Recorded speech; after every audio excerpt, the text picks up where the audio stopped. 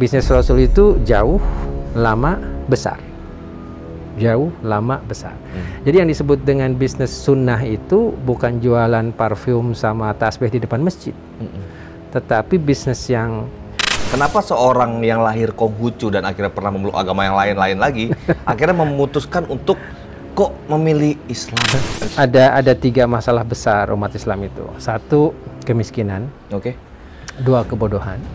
3, perpecahan.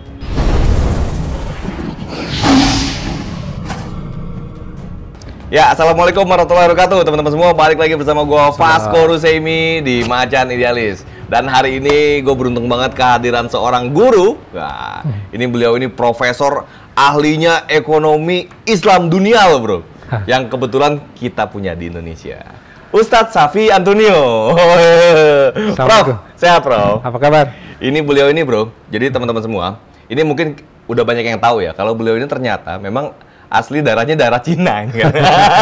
Dia dulu punya nama asli, Ustadz, Nio Guancung kalau nggak salah, Ustadz ya. Benar, Ustadz ya? Betul. Nio Guancung.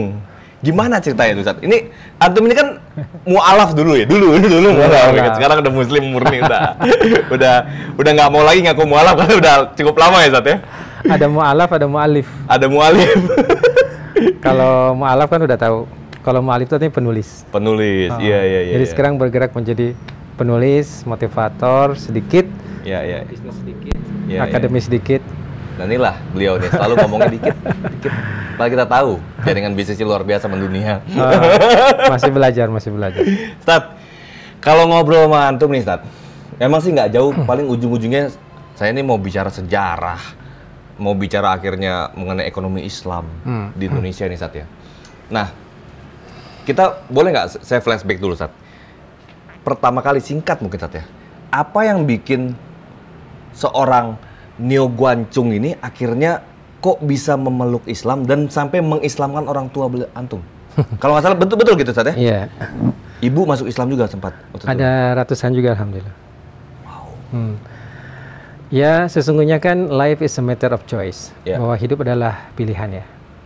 Kita mau jadi apa, kita mau memeluk agama apa, kita mau bisnis apa, kita mau hobi apa, kita mau ngundang YouTube siapa, itu ada pilihan.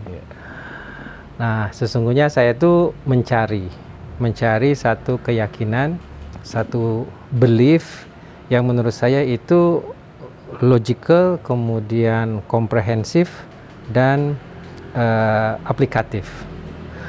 Nah, tanpa menyebut agama apapun, saya melakukan pencarian ke beberapa agama, membaca literatur. Sempat masuk Kristen juga?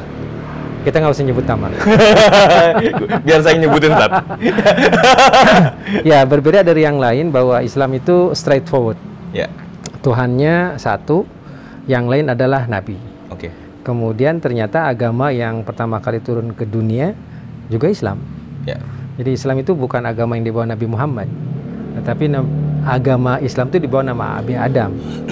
Karena dialah manusia pertama, dia juga Rasul pertama. Kemudian risalahnya mengatakan tiada ada Tuhan selain Allah dan Adam Rasulullah. Ya. Berlanjut dengan Nuh, tiada ada Tuhan selain Allah dan Nuh Rasulullah. Kepada Ibrahim, tiada ada Tuhan selain Allah dan Ibrahim Rasulullah. Berlanjut kepada Musa, tiada ada Tuhan selain Allah dan Musa Rasulullah. Nah sekarang, tidak ada Tuhan selain Allah dan Muhammad Rasulullah. Dan seterusnya. Nah, jikalau kita... Dan seterusnya udah dong, sampai maksudnya situ sampai akhir kiamat. Oh, sampai kiamat ya. Kira-kira ntar ada lagi kan? Nggak ada. Jadi jikalau kita lihat bentangan ini, sesungguhnya ini merupakan satu paket gitu, dari Tuhan, bahwa tidak ada Tuhan selain Allah, dan inilah utusan-utusannya. Jadi very logic gitu loh. Nah, jadi kalau di tengah ini ada yang berbeda, di situ tampak kok Tuhan seperti ini jadinya. Oke. Nah, ketika kita melihat tentang sistemnya, Islam itu luar biasa, artinya mengatur kita dari mulai bangun tidur, masuk kamar mandi, mengelola ekonomi, mengelola bisnis, mengelola keluarga, ada nikah, ada cerai, ada tolak, ada rujuk, ada waris, sampaikan bagaimana ngasuh anak, itu semua diatur. Nah, ini menjadikan hidup kita menjadi well managed, teratur.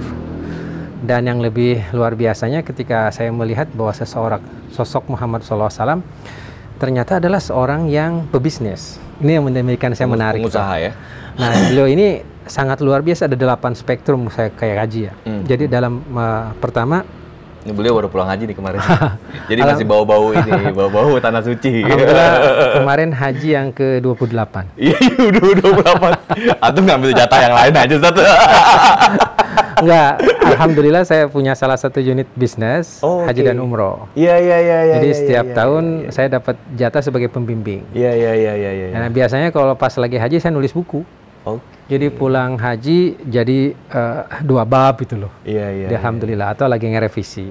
Iya. Jadi saya ditakdirkan Allah untuk pergi ke Mekah tiap tahun. Bisa 10 kali. Wow. Saya rapat di Saudi. Setahun 10 kali. Ada meeting. Saya jadi komisaris di Jeddah. Rapatnya 2 bulan sekali. Oke. Darat itu? Enggak. Darat. Dulu darat. Oke. Sebelum corona darat. Jadi saya di Islamic Development Bank sebagai Global Syariah Advisor, rapat 2 bulan sekali. Jadi harus hadir di Jeddah. Tapi saya nginepnya di Mekah itu. Bisa umroh dulu, sekalian ya. Kemudian meeting di Jeddah. Nanti balik lagi sore harinya Masya umroh Allah. lagi. Nah, besoknya baru pulang. Nikmatnya ini, nikmat, dapat duit, kalian ibadah, ya kan? Terpaksa naik bisnis kelas, terpaksa tinggal di hotel bintang 5, terpaksa nerima uang dolar. Iya, terpaksa. Dan itu setahun 6 kali. Iya. Plus Ramadan sama plus haji. Jadi karena pejabat IDB juga gitu ya. Jadi 8 kali lah. Iya. Jadi alhamdulillah umroh mungkin 200 kalian lah, alhamdulillah. Masya Allah, 200 kali. Antum beruntung banget hidupnya, Sat ya. Alhamdulillah. Sat, lanjut dikit, Sat. Yang soal tadi, Sat. Nah, jadi sampai di mana tadi? Tadi sampai intinya kenapa akhirnya antum menitik beratkan ke. Nah, jadi Rasulullah SAW itu adalah ada 8 spektrum. Saya melihat pribadi beliau itu satu dalam self development, dalam pengembangan diri. Jadi bagaimana seorang yang yatim piatu, ditinggal ayah masih dalam rahim ibu, usia 6 tahun ditinggal ibu, dan tidak ada ayah, tidak ada ibu usia 6 tahun. Dititipin di kakek hanya 2 tahun, usia 8 tahun, tidak ada ayah, tidak ada ibu, tidak ada kakek. Jadi piara bergilir di paman. Nah, pamannya juga sederhana. Nah, dari situlah muncul semacam adversity equation, satu kemampuan untuk bertahan hidup. Ini belum datang malaikat ya, belum datang Jibril. Seorang Muhammad SAW kecil bagaimana mampu menghadapi kehidupan yang berat, sebatang kara, tidak ada ayah, tidak ibu. Nah, dari usia 8 beliau membantu tetangga, ngebersihin rumah orang lain, ngangkut kayu bakar, ngebersihin, ngangkut bata, batu untuk meringankan beban sang paman. Nah, jadi di sini dilihat bagaimana ketahanan tidak cengeng gitu. Dan ternyata ini jarang dipelajari. Oke. Nah, berikutnya dari usia 9, 10, 11, 12 ingin belajar bisnis. Dan 12 tahun beliau mengikuti sang paman sampaikan ke dekat Damaskus. 12 sampai 17 disitulah masa pembelajaran yang sangat luar biasa. Di 17 disuruh mandiri. Nah, dari 17 sampai umur 25 disinilah yang paling harus kita pelajari. Bagaimana seorang Muhammad SAW berbisnis tanpa modal. Bagaimana seorang Muhammad SAW berbisnis sifatnya 3. Pertama, jauh. Jadi bisnis Rasul itu jauh. Artinya sampaikan dari Mekah, sampaikan ke Madinah, sampaikan ke Tabuk, sampaikan ke Gaza. Dari Mekah sampaikan ke dekat Damaskus, dari Madinah sampaikan ke dekat Basra di Irak. Jaraknya itu sekitar 1.200 kilo. Ya, pada saat itu sangat jauh. Ya? Sangat jauh, 1.200 kilo jalan kaki atau pakai onta loh. Sebulan setengah. Nah, karena jauh, otomatis lama. Nah, karena lama dan jauh, otomatis harus besar. Ya. Karena naik onta itu untuk makan aja mungkin perlu 5-6 onta. Nah, pertanyaannya berapa banyak dia bawa barang? Nah, di sini yang menarik. Ketika nanti kita bicara tentang ekonomi syariah, kita harus melihat sosok pribadi Muhammad SAW remaja dan dewasa, bagaimana beliau dagang. Jadi Rasul tuh sekali dagang tuh bisa 50 onta, bisa 100 onta, bisa 150. Rombongannya. Karena untuk bawa barang itu. Kalau hanya dulu belum ada kontainer kan? Belum ada kontainer, belum ada truk, belum ada kereta api, belum ada pesawat, belum ada telepon. How he manage his business? Kan amazing. Jadi kalau hanya 17 itu, Ustaz. Dari umur 17 hingga 24. Hingga 25 lah. Nah, jadi ini sangat luar biasa. Jadi makanya di umur 25 itu salah seorang investornya melihat ini remaja ini sangat luar biasa dagangnya, mengetahui daerah, mengetahui vendor.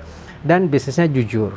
Makanya sampai Dinikahin. Khadijah meminta diri untuk menikah dengannya. Jadi kan proses yang tidak mudah, karena janda kaya raya dilamar oleh semua orang, tapi tertarik kepada remaja ini yang menjadi manajer bisnisnya. Bisnis. Nah, ternyata Rasul ini berbisnis dari mulai remaja sampai menikah dan setelah menikah. Ini jadi pindah kuadran istilahnya. Dari manajer pindah ke co-investor. Yeah. Hah, di sini cerdiknya. Yeah. Jadi makanya kalau ada anak-anak muda yang ngawinin bohir. kalau ada anak remaja diminta nikah sama janda kaya jangan ditolak gitu. Iya, sunah. Iya. Jadi janda kaya sama cantik gitu ya. kan. Jadi dia pindah dari kuadran manajer menjadi co-investor. Yeah. Nah, disinilah percepatan bisnis. Yang tadinya dagang sendiri sekarang mengawasin para manajer-manajer gitu loh. Ya. Nah, disitulah saya pelajari cukup banyak. Pada saat itu Siti Khadijah jauh lebih kaya dibanding Rasul ya, Seth? Iya, Rasul kan hanya seorang manajer aja. Ya, levelnya jauh ya. Jauh, dan Khadijah salah satu investor besar di Mekah. Ya. Nah, jadi Rasul itu berhasil mengatakan bahwa apa bisnisnya pada saat itu, Seth? Rasul perdagangan. Perdagangannya apa tuh, Seth? Jadi dagang-dagang Arab itu kan lebih kepada dagang baju kan. Oke, demikian juga perlengkapan rumah tangga. Konveksi, tapi yang paling banyak itu kan baju sama perbandani, karpet gitu kan. Ya. Demikian juga mungkin kayu gaharu, minyak wangi gitu. Ya. Seperti itu. Jadi yang long lasting lah, yang tidak cepat rusak. Oke, karena kan perjalanannya sebulan. Ya. Jadi kalau yang cepat rusak pasti nggak bisa. Dan alam pun kurang bagus lah ya. Demikian juga mungkin barang-barang dari kulit itu juga cukup lama. Tahan lama gitu loh.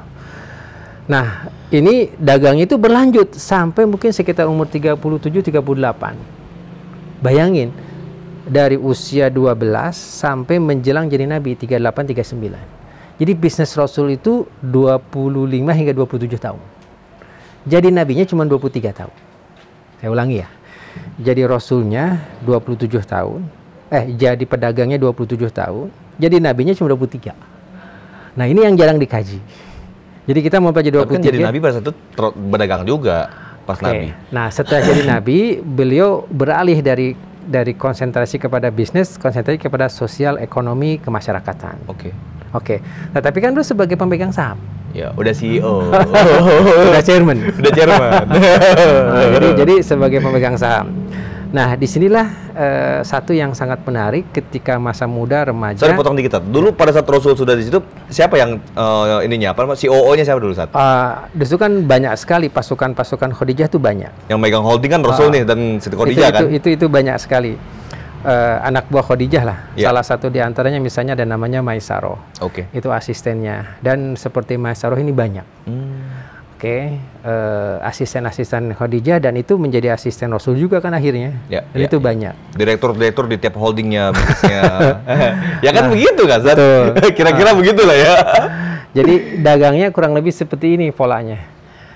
Kalau saya melihat beberapa pusat-pusat perdagangan tuh sebenarnya Mas Vasco beli barang dari Tanah Abang. Barang Tanah Abang dijual di Bandung. Habis itu barang Tanah Abang, beli barang Bandung, jual di Tasik. Barang Tasik kan spesial, dibeli tuh, dijual di Pekalongan. Ada batik-batik Pekalongan semua, dibeli Pekalongan, dijual di Semarang. Ada lagi batik Semarang segala macam, jual Surabaya. Dari Surabaya itu balik lagi ke Cilacap. Cilacap nanti balik lagi ke Cirebon. Beli barang Cirebon, dijual lagi di Tanah Abang. Dan muter seperti itu. Ekspor impor pada masanya lah ya. Ya, itu berangkat 1 bulan, istirahat mungkin di sana 2 minggu, balik lagi 1 bulan. Jadi bisa 2,5 bulan hingga 3 bulan. Nah, bisnis 3 bulan itu kan harus besar.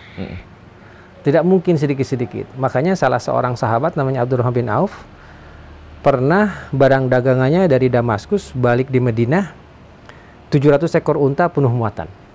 700, berarti 700 pickup lah ya.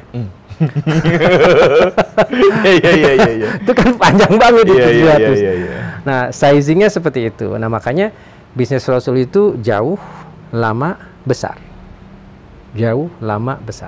Jadi yang disebut dengan bisnis sunnah itu bukan jualan parfum sama tasbih di depan masjid.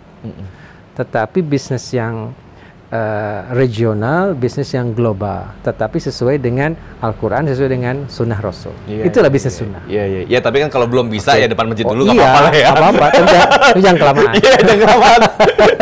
Ini kalau antum ini kelasnya dunia ini. Ini ekonom dunia. Bukan.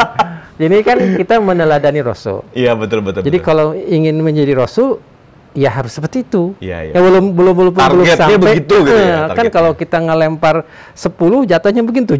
Tapi kalau kita ngelempar 5 jatuhnya 2. Iya, Jadi kita harus nembaknya 10 jatuhnya 7 atau jatuh 8. Iya. Oke, seperti itu. Pengembangan diri, bisnis. Nah, Rasul juga kan dakwah. Udah jelas lah kalau dakwah kan. Dan mengembangkan keluarga. Bagaimana mengelola keluarga banyak, tetapi beliau harmonis. Rasul mengembangkan pendidikan dan politiknya, sosial politik, kemudian hukum dan militer. 8. Rasul jelas spektrumnya sangat amat banyak, tetapi ketika dipotret inilah 8 spektrum yang sangat luar biasa di Rasul. Saya menulis buku, masing-masing ini hampir 300 halaman. Wow. Jadi ada satu ensiklopedi sekitar 2.300 halaman. Wow. Okay.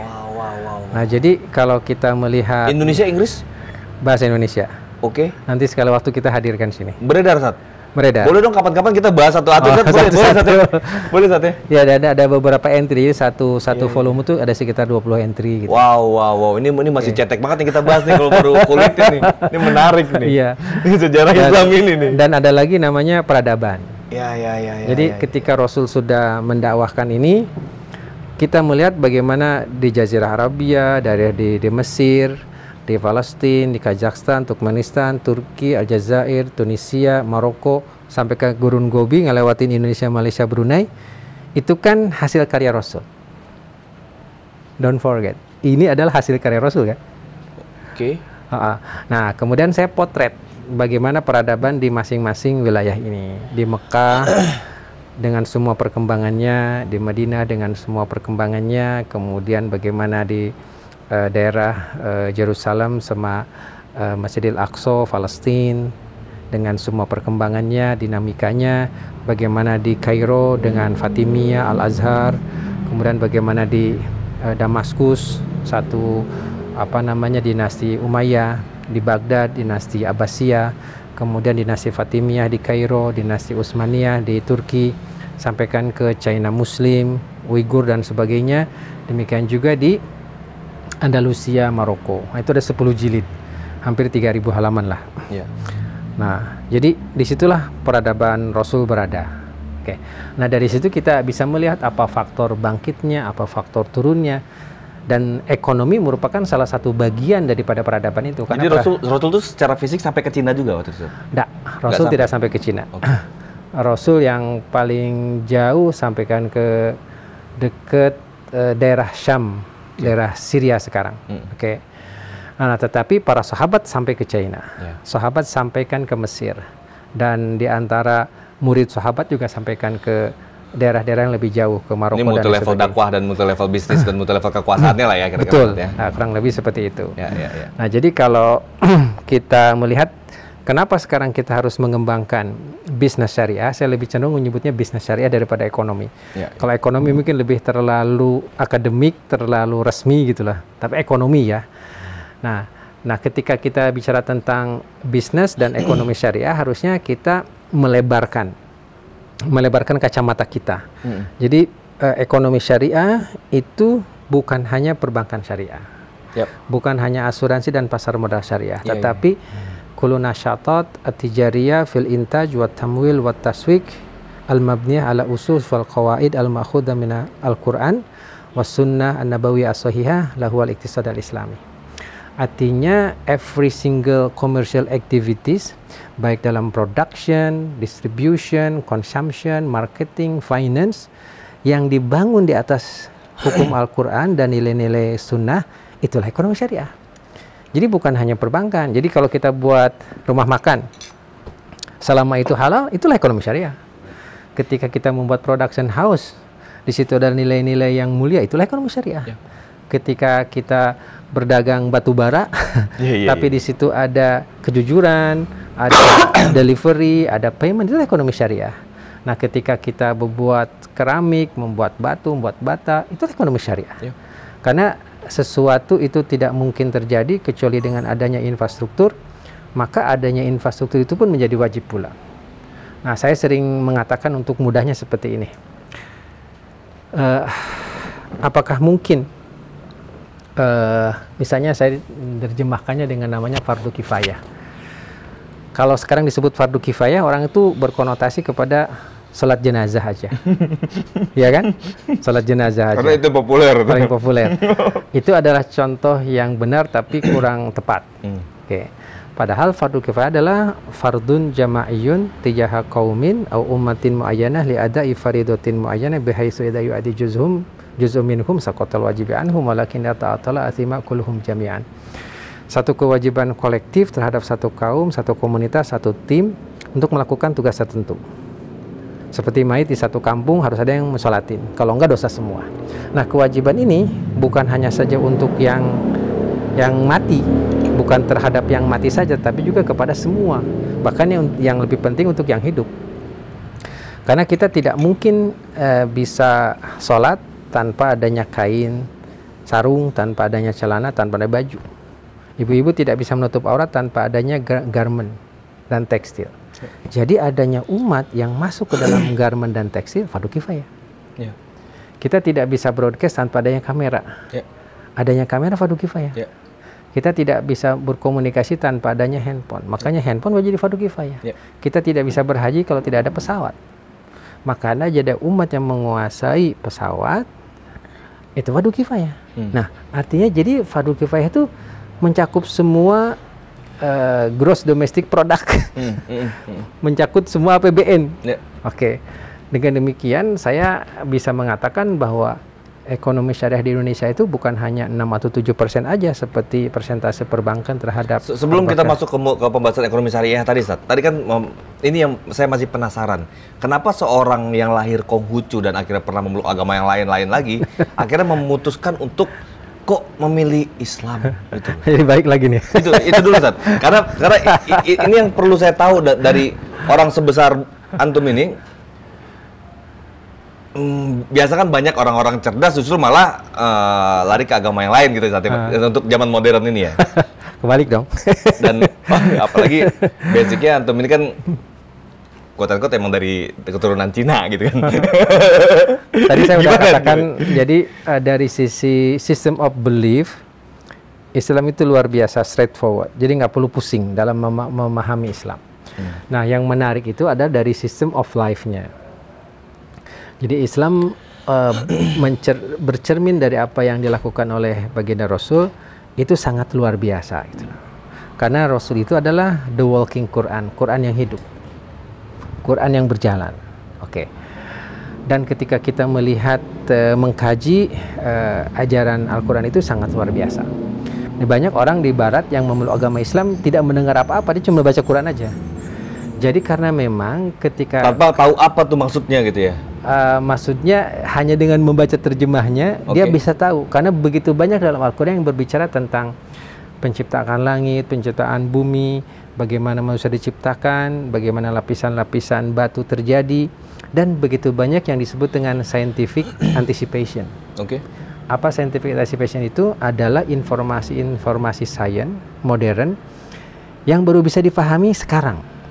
Bisa nggak kalau misalnya ada yang ngomong, itu kan cocokologi. Nanti kalau misalnya yang berbeda penemuan saintifik pada masa ini, berbeda lagi ntar ininya. Misalnya contohnya gini, contohnya kayak gini, yang bukan cocokologi, misalnya ketika Tuhan Allah Subhanahu wa Ta'ala mengatakan seorang yang tidak mendapatkan hidayah itu seperti orang di dalam lautan.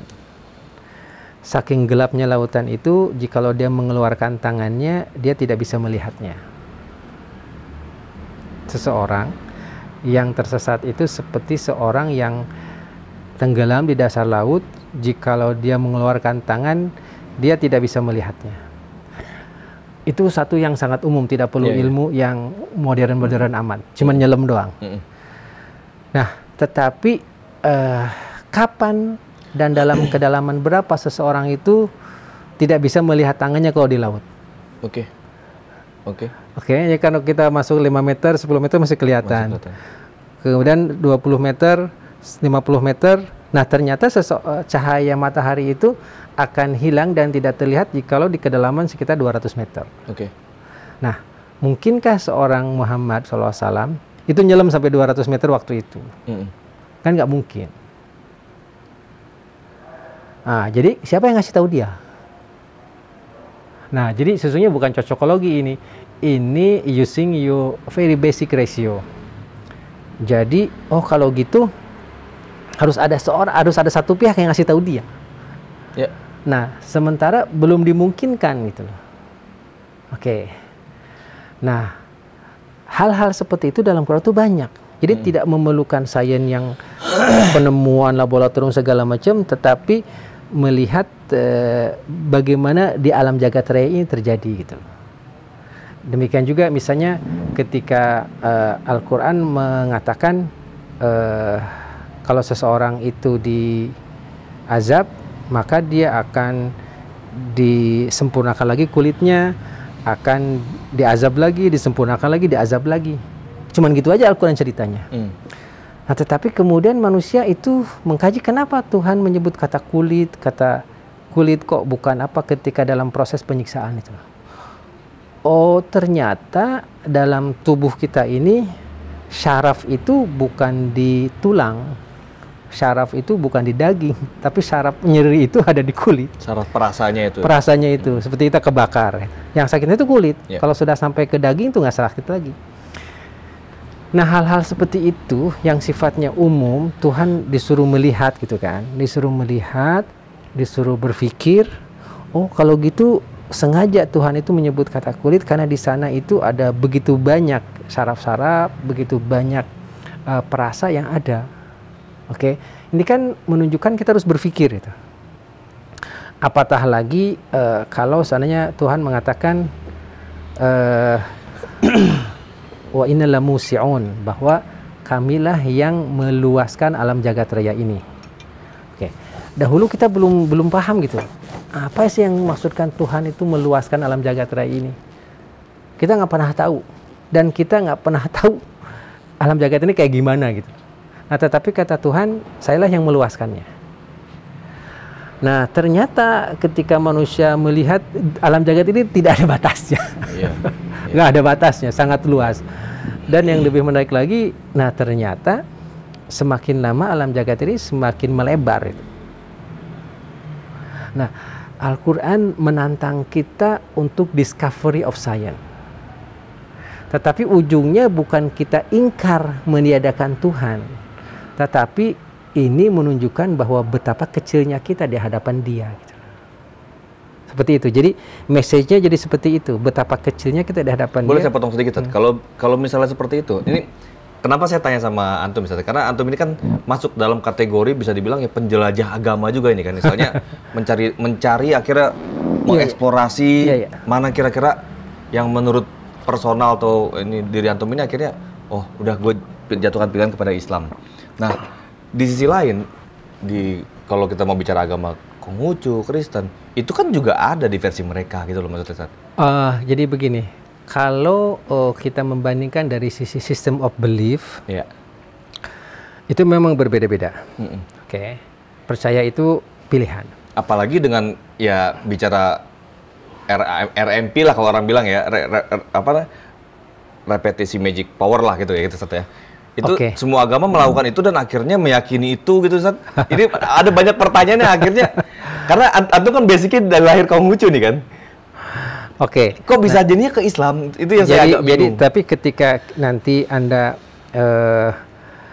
kalau repetition magic power itu dilakukan oleh setan sekalipun. Iya. Tidak harus agama. Iya. Tukang sulap juga bisa. Betul. Nah, tetapi ketika Anda berbicara tentang system of belief, bagaimana tatanan keimanan, itu akan berbeda. Nah, yang akan lebih dahsyat lagi adalah dari tatanan mengatur hidup. Nah, ini tidak banyak. Nah, jadi ketika mengatur dari mulai WC, sampaikan ke ekonomi, perbankan, sampaikan ke politik, sosial, rumah tangga, waris, itu nggak ada yang selengkap Islam.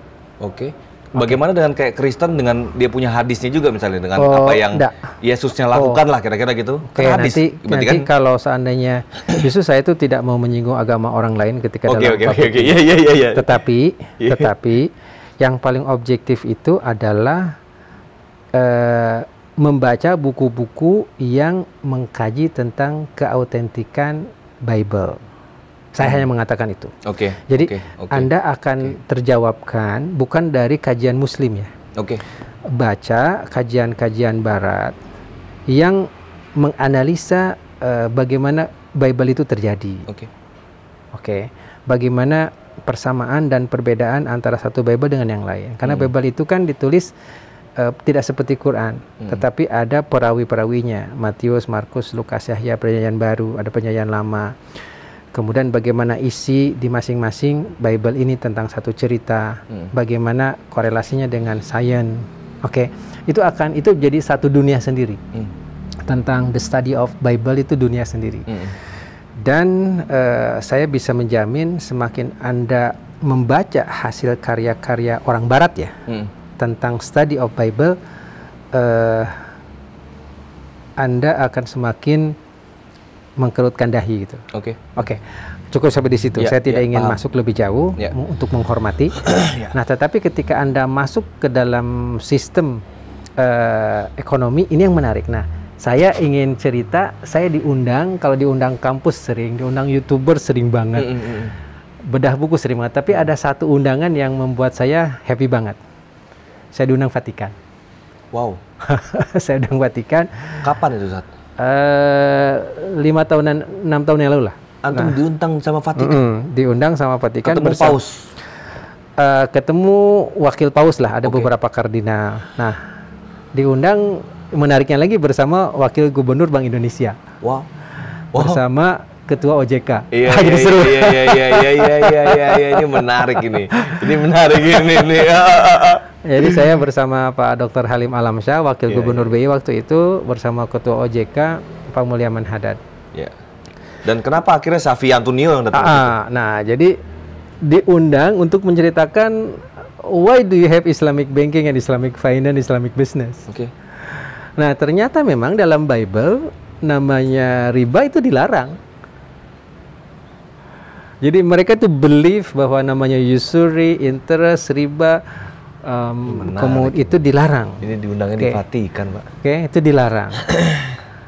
Jadi dalam beberapa kitab, ada kitab Ulangan, ada kitab Deuteronomy, itu terdapat nas yang jelas dalam Bible tidak boleh membongkarkan uang, terutama kepada orang yang tidak mampu, bahan makanan atau apapun yang dimakan tidak boleh. Nah, itu sangat jelas. Jadi mereka mengatakan dalam doktrin agama kami juga dilarang, tapi kami belum mampu membuat penerjemahan turunannya sampai ke satuan bawah lah gitu, Ustaz ya. Kami belum punya sampai namanya butir-butirnya lah. Catholic banking atau Protestant banking atau whatever. Belum ada. Tetapi Anda sudah punya Islamic bank, sudah punya Islamic capital market, sudah punya insurance. Dan ternyata salah satu pemain terbesar di dunia ini adalah Indonesia. Anda sebagai gubernur Bank Indonesianya, Anda sebagai ketua OJK-nya, ini katanya ada Antonio yang diundang. Jadi lah saya datang. Nah, sebagai tukang gereja gitu. Jadi saya banyak kitab. Saya jelaskan bahwa dia ada common ground antara Islam dengan Christianity dengan Buddhism. Katanya saya lihat dalam kitab-kitab Anda semua ada semua nih tentang pelarangan ini. Cuman Islam yang lebih lengkap dalam mendetailkan. Oh, di kitab-kitab yang lain tuh ada, dan Vatikan meriset itu. Ada, larangan itu ada. Jadi karena kan dalam ini kan tapi tidak detail gitu, Ustaz. Tidak detail. Nah, Islam yang mendetailkannya. Islam datang sampai detail terutama di hadisnya. Dan saya menjelaskan, katanya Islam ini adalah rahmatan lil alamin. Boleh ya kalau saya sambil keluarin pertanyaan-pertanyaan bodoh ini, Ustaz ya, maksudnya. Tapi kan kalau misalnya kayak gitu, Ustaz ya. Itu diciptakan teori itu bermunculan akhirnya setelah masanya ulama-ulama itu. Ulama-ulama besar kita itu, Ustaz ya. Pada saat itu kan kalau bisa cara sejarahnya, Quran ini dijadikan sebuah buku itu yang dikumpulkan oleh banyak para hafiz-hafiz Quran yang salah satu yang terbesarnya misalnya kayak Said bin Sabit lah yang kumpulkan banyak ininya menjadi sebuah buku di zaman, kalau nggak salah zaman Khalifah Utsman ya, Ustaz ya. Zaman Khalifah Utsman dijadikan sebuah ini, dan katanya juga ada versi juga Quran yang berbeda di misalnya kayak Sunni sama Syiah tuh pun beda gitu loh. Ini gimana kita melihatnya kalau toh memang Quran itu dijamin kelestariannya, kok bisa juga ada Quran yang berbeda gitu, Ustaz? Quran tidak ada yang berbeda. Jadi versi Sunni atau versi Syiah itu sedikit. Syiah itu nggak banyak. Tapi ada kan, Ustaz? Syiah yang kalaupun ada Syiah mungkin yang penafsirannya berbeda. Tetapi kalau yang namanya Al-Fatihah, Al-Baqarah sampai surat An-Nas itu sama. Kalau mereka menafsirkan melalui gaya Nama-nama mereka, surahnya sama. Nama-nama surahnya sama. Oke. Tetapi cara mereka menafsirkan itu mungkin berbeda. Perawinya itu berbeda. Nah, justru di sini Al-Qur'an menunjukkan. Saya dengar katanya ayatnya pun berbeda, Ustaz. Cara menulisnya huruf Riq'i, huruf Al-Farisi itu mungkin berbeda. Katanya Allah menjamin kelestarian Quran itu, Ustaz. Betul. Cara menulisnya. Oke. Cara menulis itu gaya hurufnya gitu loh. Aya Calibri, ada New Romance. Itu huruf. Fontnya ya. Fontnya. Oke, jadi fontnya bisa berbeda tapi tulisannya Bismillahirrahmanirrahim. Nah, memang ada qiraah cara membaca ada cara membaca yang berbeda. Karena Rasul menegaskan cara membacanya berbeda gitu loh. Oke. Nah, tetapi secara umum Al-Qur'an itu tidak berbeda dari Indonesia dengan Malaysia dengan Saudi Arabia dengan Aljazair, Tunis, Maroko itu nggak berbeda, sama. Oke. Nah, lebih kepada cara menafsirkannya, perbedaannya. Oke. Kalau ada perbedaan Anda menulis Al-Fatihah salah itu seluruh dunia tahu. Ada titik-titik juga Anda sekarang udah tahu. Nah, kenapa? Karena memang Al-Quran itu keindahannya dia bisa dihafal. Jadi kalau ada yang berbeda, yansurun menjadi tansurun, udah tahu tuh. Ya dengan ta sudah tahu. Oke. Nah, itulah keluar biasanya. Kalau luar biasanya dibanding kitab yang lain pun juga bisa dihafal kan, Ustaz? Oh, nggak ada. Nggak bisa dihafal? Tidak ada buku di dunia dimanapun yang bisa dihafal. Oke, Anda ambil aja buku di rumah ini, siapa yang hafal? Nggak ada. Kecuali Al-Quran. Penghafal lagu kan banyak, Ustaz. Tapi itu kan lagu. Oke. Ya buku lagu gitu misalnya. Tapi tidak sebanyak Al-Quran, misalnya 114 lagu. Iya. Jadi kalau lagu kan mungkin yang menciptanya bisa ya. Oke. Jadi dengan jumlah ayatnya, dengan dari abad ke abad, dan itu dihafal oleh sekian banyak, yang nggak paham pun mereka tahu. Anda kan nggak bisa menghafal lagu Cina. Coba hafalin lagu Cina. Ya susah lah, saya nggak ngerti bahasa Cina. Nah, orang itu terhadap bahasa Arab tuh sama seperti itu. Kalau Anda menghafal lagu Indonesia wajar. Tapi kan orang Kazakhstan menghafal Quran Arab kan nggak paham. Anda coba hafalin lagu Turki yang Anda nggak paham. Tapi kalau dipelajarin ini bisa aja lah, saat lagu Turki, lagu Cina kita. Kalau bener kayak kita belajar ngaji zaman dulu kan, hafalin nih Al-Fatihah, Al-Ikhlas. Ya namanya dibaca tiap hari hafal juga. Jadi, tapi itu banyak ratusan, ribuan ayat. Nah, jadi kalau Anda menghabiskan umur hanya untuk menghafal satu kitab, tetapi ini kan yang hafalin jutaan. Nah mungkin nanti harus ada sesi khusus tentang bahasa itu ya. Harus ada sesi khusus untuk bahas itu. Ini dari seorang Ustadz Safi Antonio memang penjelajah agama. Jadi gue penasaran gitu loh. Gimana kok bisa jatuhnya tiba-tiba ke Islam gitu loh. Jadi sementara kan pasti Atu punya juga pemikiran gelombang semesta. Saya tuh sesungguhnya gitu kalau ditanya tentang ini, saya bisa jawab dalam forum yang privat. Saya akan jelasin habis. Nanti gue mau ngobrol khusus. Cuman ketika forumnya forum YouTube, saya menjaga hati saudara-saudara kita yang non-muslim. Jadi saya seperti ini. Saya jadi nggak. Berarti kita singkat aja, misalnya singkat aja mengenai yang tadi akhirnya Antum memilih untuk kenapa kok akhirnya gue di sini aja. Dan akhirnya sampai besar mempengaruhi dari keinginan Antum menjadi seorang mungkin keinginan akhirnya yang membawa Antum menjadi seorang ekonom besar syariah dunia gitu kan. Enggak juga. Saya melihat dalam Islam itu ada 3 masalah besar umat Islam itu. 1, kemiskinan. 2, kebodohan. 3, perpecahan. Karena miskin, kurang baca, kurang ilmu, kurang banyak pendapat yang lebih open, lebih harmonis, sehingga karena dia miskin akhirnya dia bodoh. Nah, karena bodoh, lapar, digosok-gosok dikit berantem, pecah. Bahkan saya mengatakan Indonesia itu akan tambah maju jikalau diboikot. Indonesia tambah maju kalau diboikot? Ya. Islam adalah way of life yang komprehensif dari Nabi. Sementara Muslim adalah yang KTP-nya tertulis Islam. Ini ketika bawa jerigen air zam-zam, oh ini asli. Kata lihat dulu ini buatan Hongkong.